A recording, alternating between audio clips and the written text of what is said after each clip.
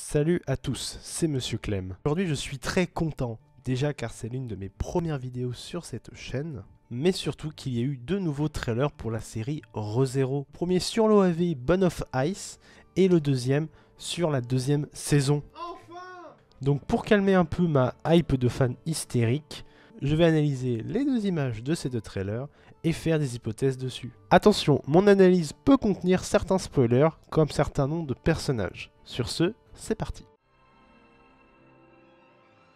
Alors ce trailer est condensé avec plusieurs scènes avec des fonds très hivernaux. Sur certaines de ces scènes, on peut voir Emilia courir avec en fond sa voix posant des questions à une voix qui peut s'apparenter à celle de Pac. Puis pour briser un peu cet univers très glacial, on a une scène avec la forêt qui brûle. Après on refait une transition sur ce thème glacial où on peut voir Emilia parler avec Pac. Puis ce trailer se finit sur une Emilia enfermée dans la glace. Alors oui, j'ai pas grand chose à dire de plus sur ce trailer, car ce trailer est quand même très énigmatique. Après, je trouve que certaines scènes sont très jolies de ce trailer, comme celle-ci avec l'arbre, ou bien Emilia quand elle est enfermée dans la glace. Pour en revenir à l'OAV, le sujet principal de l'OAV est donc la rencontre entre Emilia et Pac. Et je dois dire que personnellement, je l'attends tout autant que la saison 2. Pourquoi, me demanderez-vous ? Et pour répondre à cette question, je vais m'appuyer sur plusieurs points. Le premier point important, c'est que l'OAV va pouvoir développer le personnage d'Emilia parce que concrètement, dans la première saison de l'anime, le personnage a vraiment été mis de côté. Par exemple, dans l'arc 2, on a plus voulu développer l'histoire de Rem et de Ram et on n'a pas vraiment développé l'histoire d'Emilia sur cet arc-là. Emilia qui est quand même l'un des personnages principaux de l'histoire. Le deuxième point important de cette OAV, c'est que c'est une préquelle, ce qui veut dire qu'on va suivre l'histoire de ReZero avant l'arrivée de Subaru dans le monde. Donc ça veut dire qu'on n'aura pas de ça.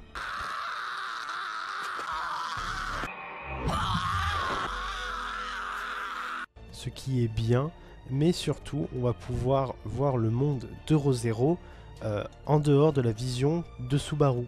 Ça veut dire qu'on va avoir une vision plus globale de l'univers. Maintenant, on va devoir, comme le premier OAV, attendre qu'il arrive en France. Maintenant, passons au plat de résistance, le premier trailer de la saison 2.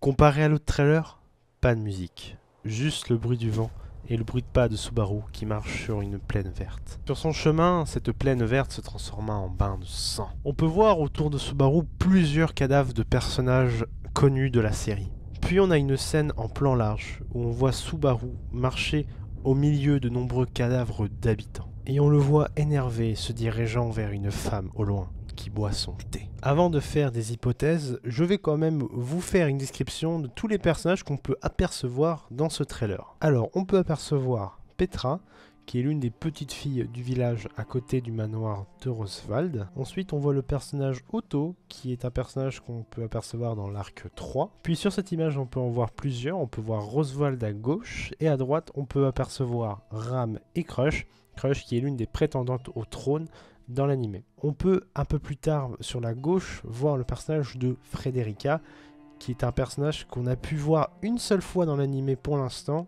qu'on a pu voir dans l'épisode 11 consacré à Rem où elle apparaît dans un flashback. Puis on voit une silhouette qui ressemble beaucoup à Graphiel, personnage qu'on n'a pas du tout encore vu mais qui sera présent dans l'arc 4. Après on peut voir une silhouette d'une femme avec des longs cheveux roses. Alors j'ai été incapable de trouver qui était ce personnage. Donc si vous savez qui c'est, n'hésitez pas à me le dire en commentaire. Dans les cadavres en flou, on peut voir Béatrice. Après la scène qui m'a fait beaucoup de mal, celle-ci on peut voir le cadavre de Rem et d'Emilia. Et pour finir, le personnage qui clôture ce trailer est China, qui a quand même un air un peu Emilia, un peu Satella. Maintenant que la description du trailer est faite, je vais commencer à faire mes théories. Alors avant de commencer, je tiens à préciser que je n'ai pas lu l'arc 4.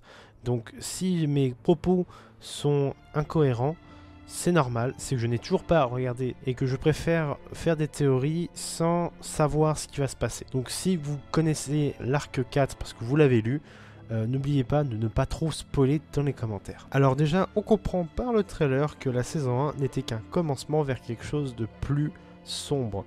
On peut voir ça avec tous les personnages principaux morts au sol. Donc on sous-entend que la suite va être pire que dans l'arc 3 avec Betelgeuse, et que la nouvelle antagoniste serait cette mystérieuse Echina. On peut aussi penser au retour d'Elsa, car on peut voir au milieu du trailer sa lame, donc peut-être qu'elle va revenir dans cette nouvelle saison pour peut-être se venger de Subaru et d'Emilia à cause de l'amulette. Après, ça peut peut-être être quelqu'un d'autre que Elsa, par exemple l'organisation qui l'aurait engagée pour récupérer l'amulette à Emilia, donc peut-être en apprendre plus sur cette organisation entre guillemets, et le personnage d'Elsa qui est encore très énigmatique à l'heure actuelle. Aussi, je tiens à souligner que l'on ne compte pas la présence de personnages appartenant à certaines prétendantes du trône, comme Anastasia, Priscilla et Felt. Donc on peut penser qu'il y ait quelque chose entre le camp d'Emilia et celle de Clutch, donc qui serait un peu la suite logique de la fin de la saison 1, car pour ceux qui ne se souviennent pas, c'était après la bataille contre Betelgeuse, et donc ça voudrait dire que ce nouveau personnage qui est Echina apparaîtrait juste après la fin de la saison 1. Après ce trailer, beaucoup de questions me restent en tête, mais j'aurai mes réponses dans les prochains trailers et surtout à la sortie de l'anime. Et voilà ce qui conclut ma vidéo sur les analyses des 2 trailers d'Euro-Zero. Voilà, donc j'espère que cette vidéo vous aura plu. N'hésitez pas à mettre dans les commentaires vos théories et vos questionnements sur cette prochaine saison d'Euro-Zero. Je vais mettre sûrement un sondage dans le coin là pour savoir est-ce que vous êtes hypé pour cette saison 2, car moi personnellement je le suis totalement, hein, mais peut-être que certains ce n'est pas le cas. Après, n'hésitez pas à mettre des détails dans les commentaires.